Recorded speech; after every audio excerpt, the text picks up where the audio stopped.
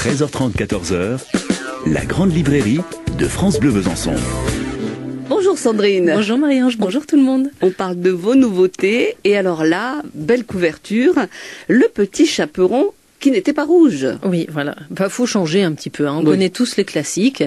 On connaît le petit chaperon rouge qui rencontre un loup. Moi, je me suis dit, tiens, si cette fois-ci, c'était une petite fille qui était vêtue tout de bleu, parce qu'elle vit en Russie, donc c'est une histoire qui se passe dans la neige, et au lieu de rencontrer un loup, en fait, elle va tomber nez à nez avec un ours, un très gros ours. Ensuite, elle va tomber nez à nez avec un tigre blanc. Et à chaque fois, elle va réussir à s'en sortir, parce qu'on le sait, le petit chaperon qui n'était pas rouge, c'est un petit peu l'ancêtre, la petite fille de son ancêtre, le petit chaperon rouge, c'est-à-dire une petite fille qui sait bien se débrouiller quand même. Oui, c'est vrai. Donc, elle va réussir à échapper à leurs griffes. Et puis ensuite, elle va tomber sur un troisième ennemi, c'est un méchant petit lapin. C'est affreux. Et donc, cette histoire, j'ai eu envie de mettre des petites pointes d'humour dedans. Et avec le petit lapin, elle retourne chez la grand-mère, je vous en dis un petit peu plus. Oui.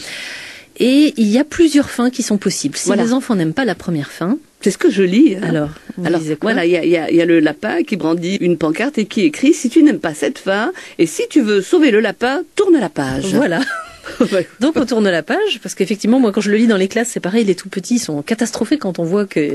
Parce qu'en fait, la grand-mère et le petit chaperon rouge mangent, le petit chaperon qui n'était pas rouge mange le lapin. Donc ça ne va pas du tout aux enfants. Non. Donc ils tournent la page. Et alors là, on découvre que c'est le lapin qui va manger la grand-mère. C'est affreux. Mais qu'est-ce que c'est ces histoires horribles? Donc il y a une autre fin si on n'aime pas cette fin. Oui, Voilà. la grand-mère qui brandit sa pancarte, si tu n'aimes pas cette fin, et si tu veux sauver la grand-mère, tourne la page. Voilà, donc il y a 4 fins en fait qui sont proposées. Et ce que j'ai bien aimé aussi, c'est que pour la toute dernière fin, si on n'aime pas cette dernière fin que j'ai écrite, on tourne encore la page et on en invente une en fait.